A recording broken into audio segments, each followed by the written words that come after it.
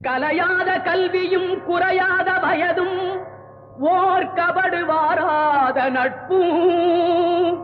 கன்றாத வளமையும் குன்றாத இளமையும் கழுபிணியிலாத உடலும் தலியாத மனமும் அன்பு அகலாத மனைவியும் தவறாத சந்தானமும்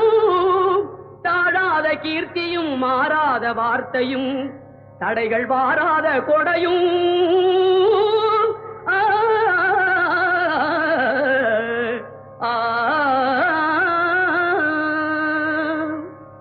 தொலையாத நிதியமும்